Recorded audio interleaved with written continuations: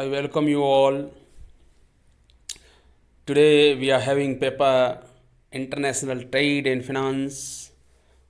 Today's topic is free trade versus protectionism. This is quite important paper and it's also quite important topic.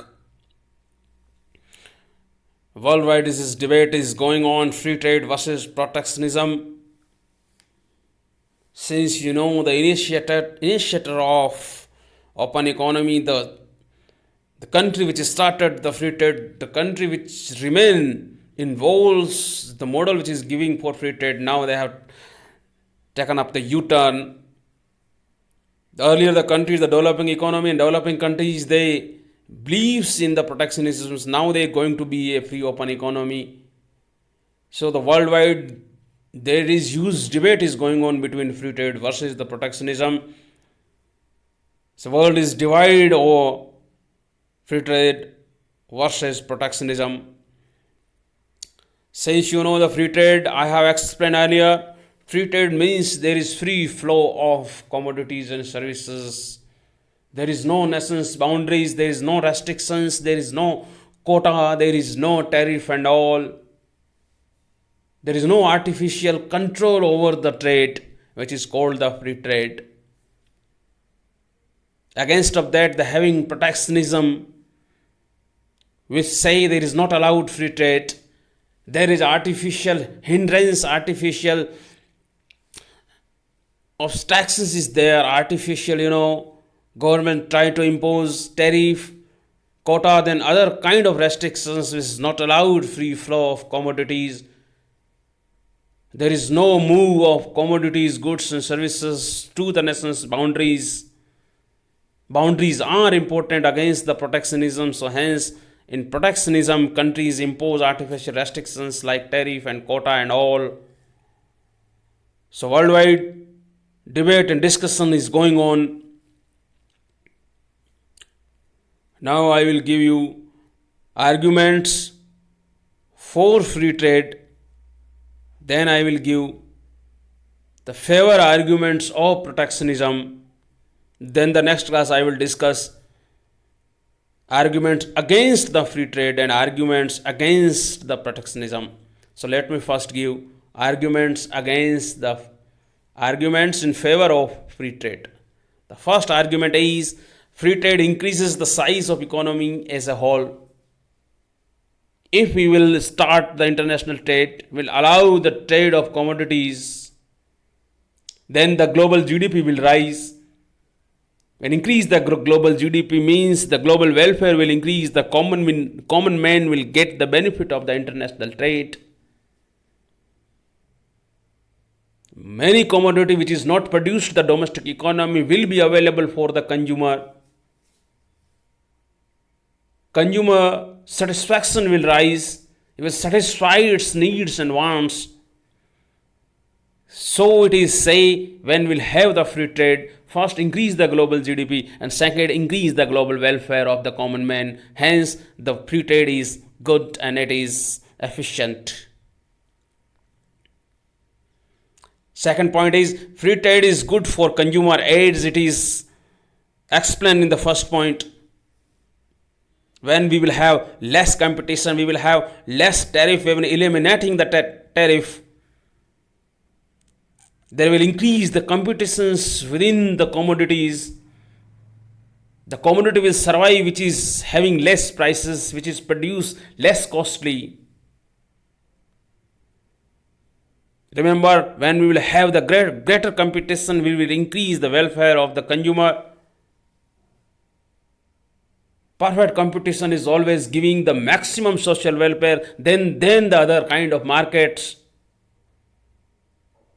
If domestic market is controlled by few firms and some firms, then there is less welfare available for the consumer. So it's better to have the free trade, open economy, so that the maximum welfare of the consumer can be gained through the free flow of commodities. That's why the free trade is good in that case. Let's come to the third important point of free trade. Arguments in favor of free trade is Reducing non-tariff barrier can remove red tape, thus reducing cost of trading. If companies that trade in several countries have to work with only one set of regulations, their cost of compliance will come down. In principle, this makes goods and services cheaper.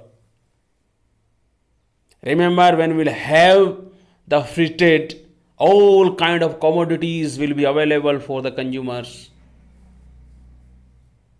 There is no kind of red tape like if having the government regulations of functioning of the firms, then there is involved the red tape and other kind of inefficient point that will lead to failure of the market. Hence, when we'll have the free trade, all kind of commodities freely available, there is no restrictions, there is no bureaucracy, then there is no red tape, nothing is there. Hence, the free trade is better and efficient than the protectionism. Similarly, come to the next favorable point of free trade is, remember, free trade increases the employment capacity in the economy. Free trade allows the optimum utilization of the resource. Free trade having many advantages, free trade having many favorable arguments. So free trade is always better for the economy, for the world, for the well-being of the common man. So hence countries should allow to have the free trade. Similarly, come to the next or the second part of this topic, which one is arguments for protectionism. These arguments are given against of free trade. Experts believe sometimes free trade reduces the consumer welfare and all. How it reduces, I am giving some point. First point is, the free trade, some countries having advantages in the productions, they are having comparative and absolute advantages of productions of the commodities. Then the shipping these commodities to the rest of the world and controlling the world power. Few firms dominating to the world, since they producing large number of the commodities, they are having abundant resources, they are having control over the input and natural resources. Hence, their marginal cost, average cost and total cost is low compared to the rest of the world. That lead to overburdens of the developing economy, which is facing the serious consequences. The domestic economy is not giving opportunity to develop the industrialization in the domestic economy. Similarly, come to the next point. Protectionism can also help build up new industries. Remember, protectionism is needed to develop the domestic industries. If we believes only in open economy, then this price competition on vagary of the prices, domestic industries will not survive at all. So hence, for industry development, we must have infant industry protection. Country like India, which is after the independence, we were not having much industries. So we should have the infant industry protections. Various facilities should be given, various infrastructure should be built up, so that we can have the own industries, the domestic industries. Otherwise, in case of the open economy, the foreign firms will not allow, which is not giving much opportunities domestic industries to survive. So hence, sometimes we needed barriers to develop the domestic industries. Hence, we needed the protectionism. Similarly, the protectionism is needed to the safeguard for the strategic industries. Some industries are very, very important, like the energy, water, steel, armaments, food. Remember, in India, we are having ONGC, IOCL, NTPC. All these are the big industries controlled by the government itself. It's not allowed even the private sector. Foreign firms and foreign industries and foreign export and imports not allowed at all. Then we developed Indian domestic industries controlled by the public sector. So sometimes this energy which is very, very important for the development of the domestic industries, for domestic economy, which will not survive in the competitions war. So that's why the basic industries and infrastructure industries like the energy and all, we should give kind of protections, or even we needed to give the cross subsidy so that they easily can survive. We should give the environment and opportunities to these countries to survive. So hence protectionism is essential in that case. Similarly, the free flow of commodities lead to lowering standard of the domestic economy. Like we have seen recently when we were having COVID-19, we allow import testing kit from China, which is lower standard kit are given to India, substandard kit imported from the China.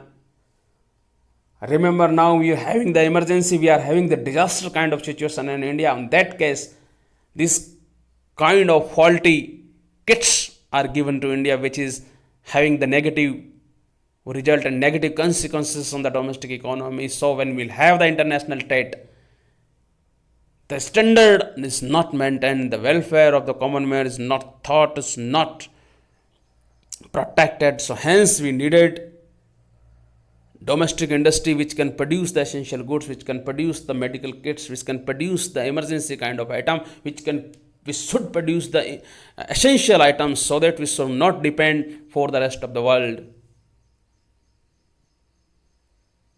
So all these are the important point. Remember, in kind of the emergency situations, world can stop to export the essential commodities, important commodities. Like the food grain, in past we have seen many situations when we needed high quality computers, as US is denied to give it. Then Indian engaged government of India give presses to develop own computer, and we have developed the Param computer, which was the fastest in the world on that time. Similarly, many examples are there. When you needed any kind of item, the world is not giving. These items are either strategically important or that are the essential for the common man. That kind of item should be produced in the domestic boundaries so that we should not depend on the rest of the world. World can hindrance that, world can create kind of problem. So we needed the protectionism. So this is the topic. Free trade versus protectionism means having arguments in favor of both of these points are given here. Now we have to keep the balance between both of these. We believe in the protectionism, we should believe in the free trade. Government should keep balance in between both of these, and some commodities allowed, some commodities must be protected. So increase the domestic industries, should give environment opportunities to develop the domestic industries. So in this way, both arguments are given here. Thank you very much to all of you.